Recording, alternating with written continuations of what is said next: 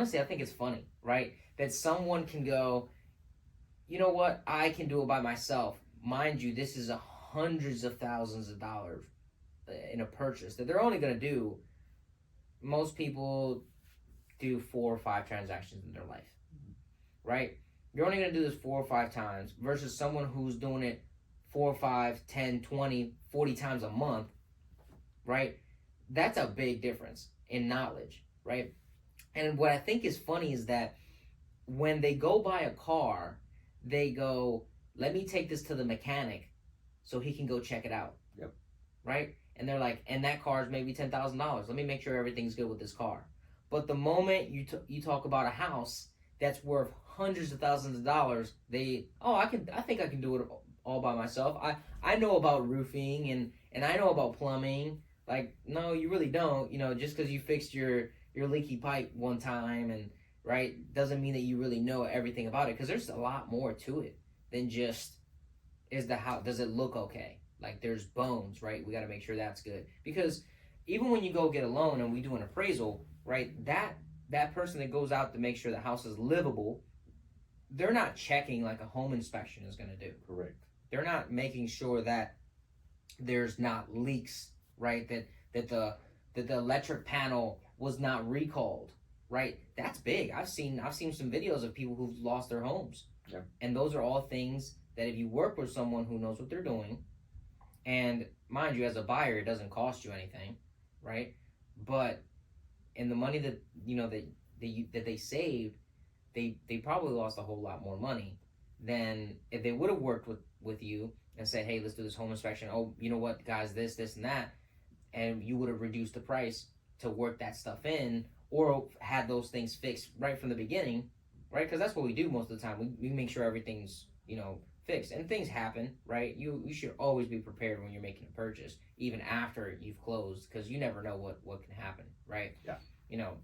We just had a storm, right? A lot of my girlfriend's friend, luckily they weren't home. They had just left the house. They were going to their parents' house, and the tree fell on their house, completely destroyed the whole thing. And they just bought the house a couple months ago. So, you never know what's going to happen. And, honestly, this makes me think of something else, that there are so many people out there that don't have insurance on their homes. Or they don't have the right insurance. Yes. Because, let's say you bought a house for 400 or 200, whatever price, you put the price, whatever it was, in 2018, mm-hmm. the house is 40% more expensive now. Right. And if you talk to a contractor, how much mm-hmm. it will cost to redo the house or fix something in the house. Mm-hmm. I mean, that price is going double. Oh, yeah. So if you don't have the good enough coverage in your house, mm-hmm. and the sad thing is this, for most people, they have no one to educating about their houses. They buy the house and they just pay the mortgage, mm-hmm. and they do the maintenance, and that's about it. However, I never had an insurance company calling me and say, like, hey, you know what? Your coverage is not covering your house anymore. Mm-hmm. Your existing coverage, you need to upgrade your coverage. Right. They don't do that. Mm-hmm. I tell my clients no. I let my clients know, it's like, hey, your house is worth this much now, so mm-hmm. make sure you adjust your coverage right to what you have. Because if something happened, like what happened to her, right? Yes. Tree fell on the house. All of a sudden, they go, well, we had on paper that your house was worth $200,000, so that's how much we're willing to give to fix it, yep. right? It's not worth that anymore. Yep. It's worth $400. Yep. And that's happening a lot. I mean, the other thing that happens a lot is, like, nobody's telling people you have so much equity. Mm-hmm. And this is what I don't understand sometimes. You buy a house, like you say, it's hundreds of thousands of dollars. Mm-hmm. Maybe you don't feel that way because your down payment is not that much. Right. However, it's an investment, mm-hmm. because you're committed to pay that much for X amount of time. So you don't know what your investment is doing. Mm-hmm. If you buy $1,000 on, I don't know, some kind of collectible Pokemon cards, right, and you keep checking how much the value is going up, Mm-hmm. But your house, you spend hundreds of thousands of dollars into it, Mm-hmm. and you don't stay up with how much your house is going up Mm-hmm. in appreciation. Or what can you do with your equity? Because Right. there's so many things you can do with the equity of the house. Mm-hmm. You know, I mean, you can get I've seen people getting HELOCs Mm-hmm. to buy a second property Right. that it's actually an income producing property. Mm-hmm. I have a couple of clients that have been able to, you know, they have so much equity that they're like, okay, you know, get HELOCs. Mm-hmm. They go invest in Airbnbs or go invest in rental properties that are paying for most of their mortgage. Yep. Oh, it's You know, a lot of people don't know that, and it's they really should be, right? They really should be paying attention because they pay attention to other things, right? They're looking at the news and stuff like that, but you got to be paying attention to your neighborhood, what's going on in your area, right? A lot of places are appreciating. There could be some areas that are depreciating, right? Yeah. Then you got to know when to get out. Yeah. So that's why you should always have a relationship with a good lender, a good real estate agent, and it's funny because I always catch myself like whenever I'm gonna say lender, I'm about to say real estate agent. I'm like, I'm not a real estate agent anymore. you should be, but you know how I feel about that. Oh yeah, oh yeah, oh yeah. Um, so going back to real estate, what is it like, having a team, growing a team, right? For the people out there that they're thinking about, hey, let me grow a team, let me help other people do what I do. What advice would you give them? Number one advice is don't be selfish. I mean, well, second advice. Number one advice was when I say, have your value proposition. Right. Have an idea what the kind of people do you want in your team. Second is don't be selfish. Mm-hmm. Because people come in your life. Some people stay there for forever, for a long Mm-hmm. time. Some people leave. Even your kids. Mm-hmm. You don't want to have your kids living in your house forever. Right. Eventually, they're gonna grow up. They're gonna go on their own and build their own families. Mm-hmm. So I have a lot of agents coming through my team. A lot of agents have decided, well, let me start my own team. Let me go on my own. Well, some decide to go to the Marine Corps, but they become non-officers like you. However, it's a satisfaction to see the people that you work with Mm-hmm. doing well on their own after they've been with you, Right. and that somehow you still have a little bit of part of their success. You have a little bit on that. Mm-hmm. Part of Yeah, their like I'll be success. honest, like when I did Bold, that was huge. Like that helped a lot, right? And for Yeah. people that don't know what Bold is a course that Keller Williams offers, and it's about sales and how to go out there and do sales, how to talk to people, and I remember we went door knocking and we did Yeah. all the things, right? And that built a lot of the framework for my sales and how to talk to people. Right, and of course, like over the years, I learned and I went to school and I expanded on it. But I felt like that was a big part of of building that foundation, right? And then being with the team and learning from them, right, growing from each other. That was a big part of my foundation of sales. Which at the end of the day, that's what we're all in, regardless of what you do. It's Yeah. sales. Yeah. And like I said, you have to understand that you're playing a part as a mentor Mm-hmm. on somebody's life and helping them out and be able to see their success and enjoy to see their success, and knowing that a team is gonna be kind of a revolving door Mm-hmm. where people are gonna come and go.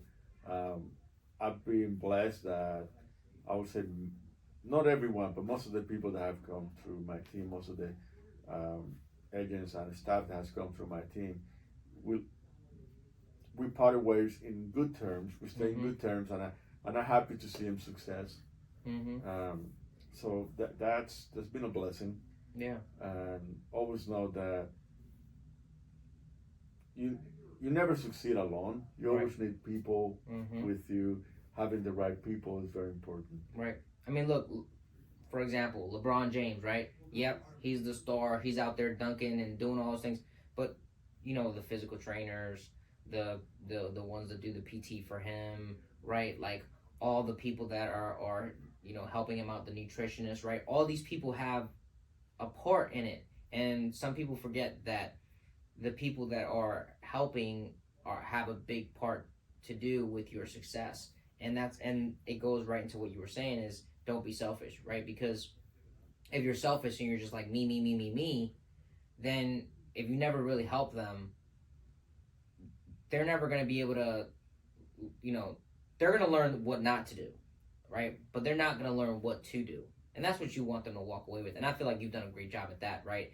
And, one of the things that you hounded was balance, right? Make sure, and this comes from, Keller Williams as well, but, make sure that you are balanced, right? Make sure that, yes, we want to work hard, but, family is first.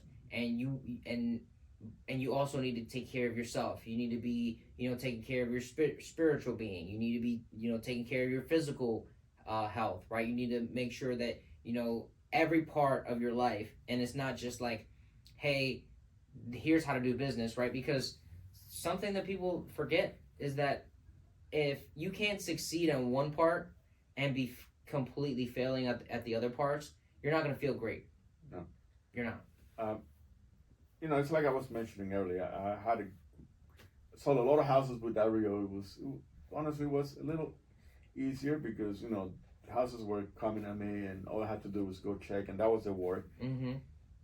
There was no satisfaction of helping someone. Mm-hmm. So you got to look what satisfies you, what fills you up. Right. Everybody's different.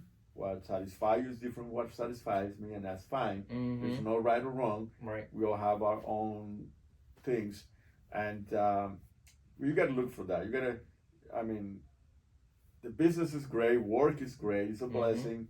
However, it's just part of it. Mm-hmm. Like in Keller Williams, we always say God, family, then business. Right. So you start with your spiritual self, how you feel good about your spirituality, your family, people that matters to you, because they're always going to be there. Right.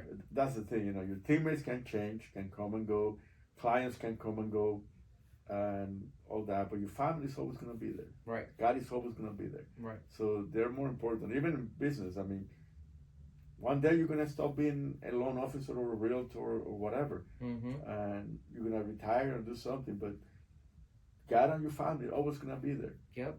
So, and if you neglect them, and if you're not there for them when they need you, and then you go, man, I'm retired now, where's everybody at? Well, they're not there because you were never there for them. Correct. And sometimes we get to, I want to do more, I want to sell more houses, I want to do, we get so much into that ego or whatever. And you got to remember this. I don't care how much money you make. I don't care how many material possessions you have. You're not going to take that with you when you're done. And even if you leave it as a legacy to your family, you don't know if they're going to keep it. If that's even what they want to do. Exactly. However, the memories and the lessons and the values and that is going to stay with them, and that's going to be passed on. Like, my parents didn't leave me any material stuff, but the lessons and the values, right, that were passed out from them, from my grandparents, from their parents that I don't even knew.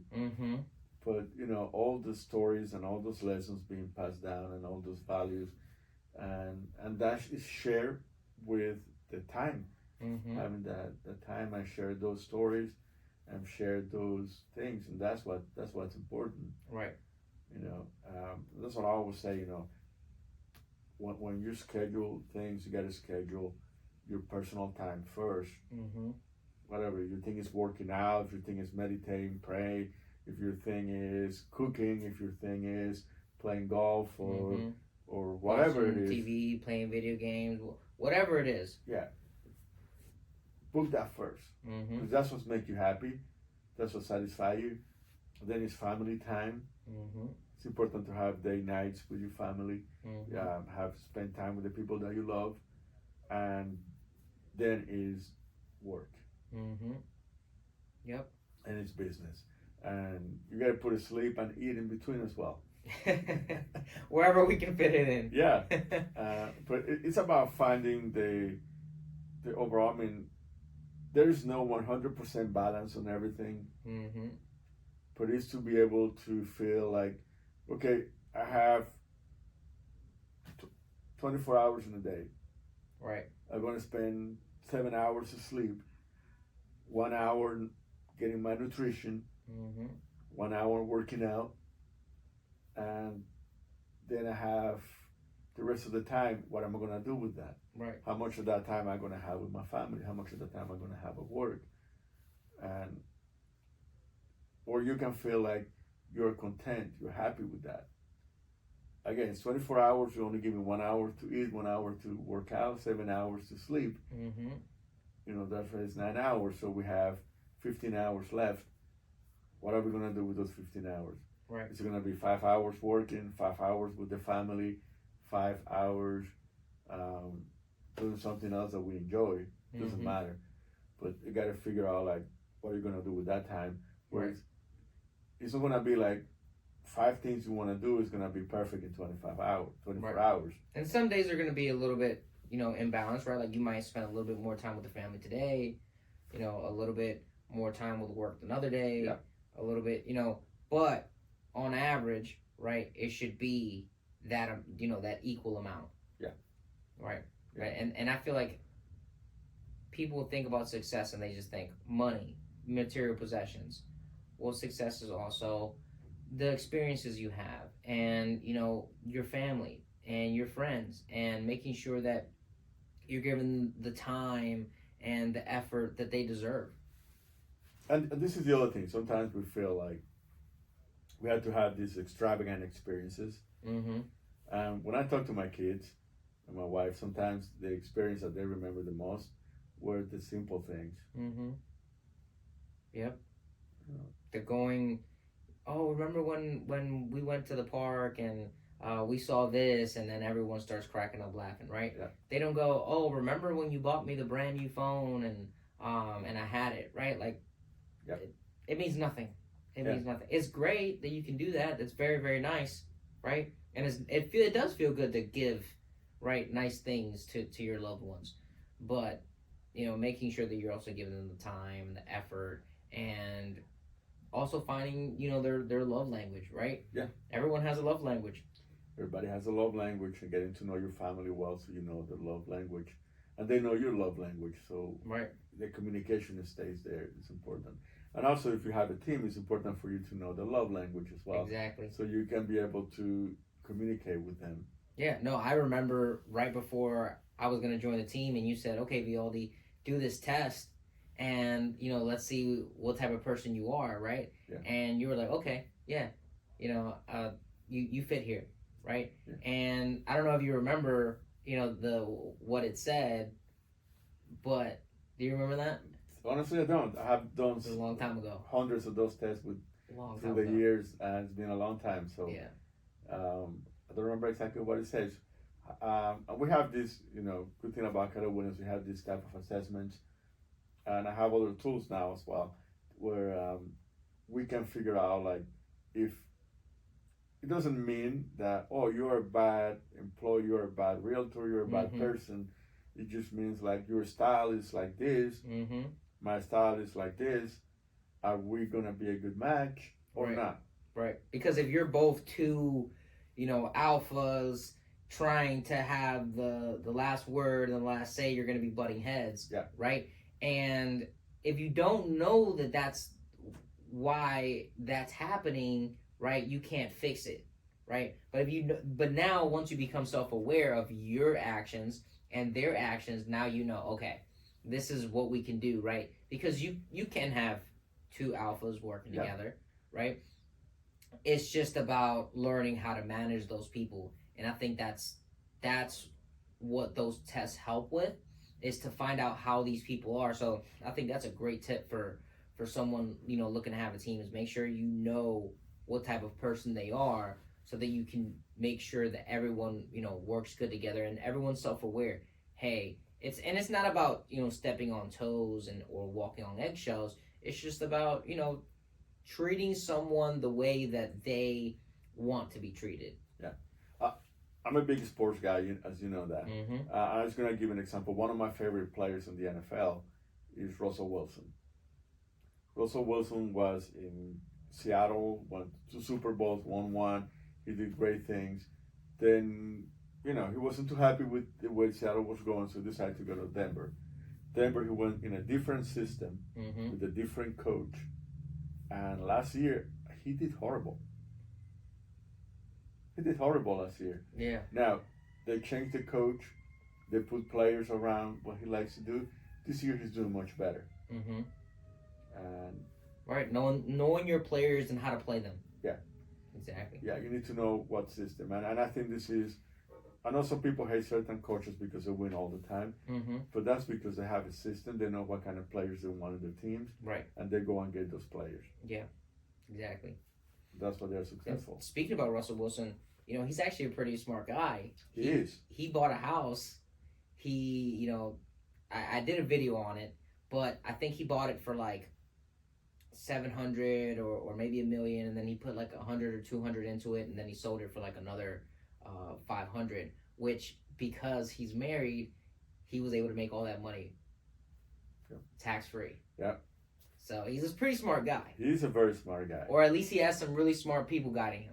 Oh, he's a smart guy. And yeah, all those athletes, they have it's like you mentioned before, I mentioned all the people that help them become better athletes, but they also have financial advisors, realtors, and a bunch of other people behind them as well. Right. Helping them out.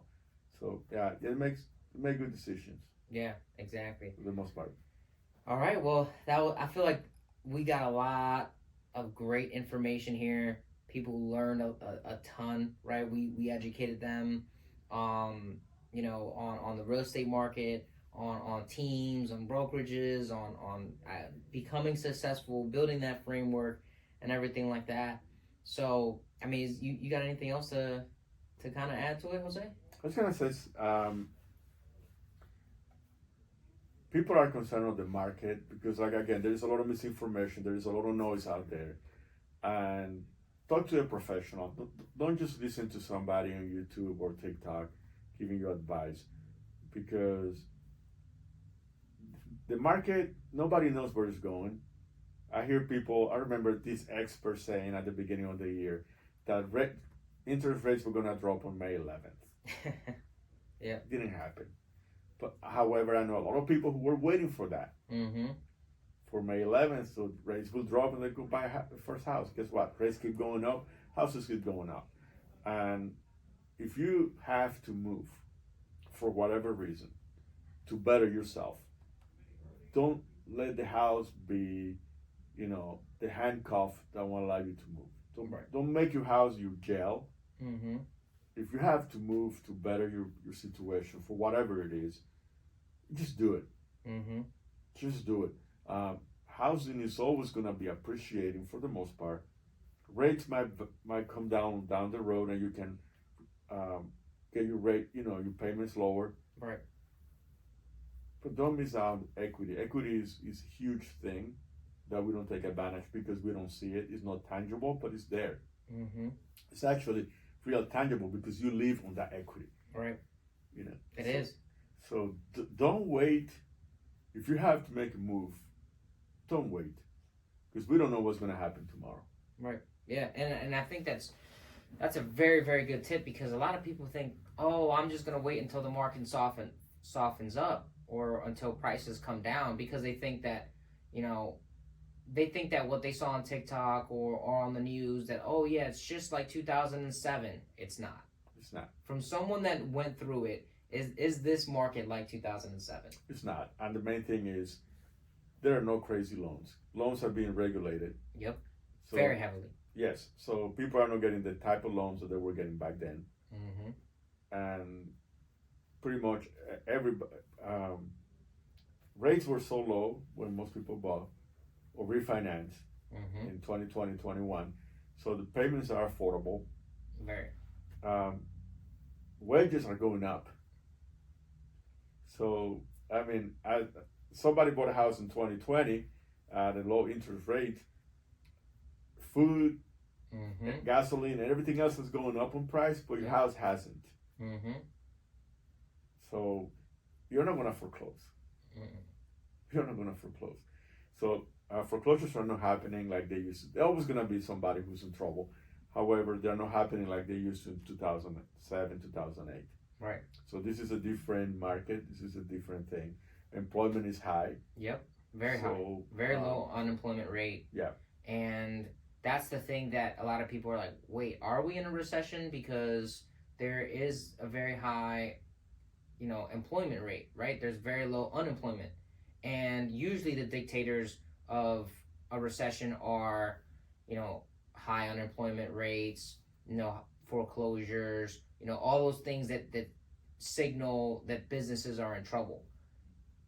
Businesses are not in trouble. They're doing pretty good. They're doing pretty good. The thing is, I don't want to go too much into this because that will take probably another day having that conversation. Is the way we do business in our current society is different, and some businesses have no shift to the needs of the consumers, and that's what those businesses are going down. Right. But there are other businesses that are taking over their market share. Yep. So even though some businesses you might hear they're shutting down this and the other one, there are other businesses that are coming up that are employing people. Exactly. So employment is staying healthy, and the economy is pretty much healthy, unless something drastic happen. I don't think. Right. A war, or because look, we never know, right? A war, another pandemic, natural yeah. disasters, something along those lines. We never know when anything's going to happen. Yeah. If everything sunshines and rainbows, the market's going to keep appreciating, and it's going to be a good while before we see any dip in houses, right? It's normal and it's natural for houses to dip in certain parts of the year, right? Because people aren't moving as quick when the kids are in school in the middle of the year than when they're out of school, right? And that has a big part to deal with it, right? You've also have, towards the beginning of the year, you also have people starting to get checks, so they start to get money, right? And they're like, man, I could buy a house with this, right? So it's natural for the year to fluctuate a little bit. Yeah. But on the long term, in the years, it's real estate appreciates, and we just have to make sure that don't buy because you think that the house is going to be worth more or less in a couple years. Buy because you should be buying it in the long term. It's going to benefit you, and because this way you're kind of preventing the future from happening to you, and you're making the future happen for you. Yeah. Because you don't know what rents are going to do. They're only going to go up. They're only going to go up. Yeah. Right. But it could be 1 year, it could be 2 years, it could be 3 years, it could be 5 years before they go up. But just like how they went up now, and people are like, man, they just raised rents on me 2, 3, 5. I've seen some people that their rents went up $1,000. Yep. And if you own a house, your rent's not gonna go. Your mortgage is not gonna go up $1,000. Actually, if you own a house and you have good equity, there are ways where you can become a landlord and make money when somebody else's needs. Exactly. Or providing. Actually, I said that wrong. Providing a service for somebody else who cannot afford to buy a house. Exactly. All right, Bialdi. All right, it's Jose. Been a pleasure. Thank you, sir, for coming. And if you guys have any questions at all, please put them in the comments below. Reach out to Jose. He's a great guy, super knowledgeable in the industry, and thanks for tuning in.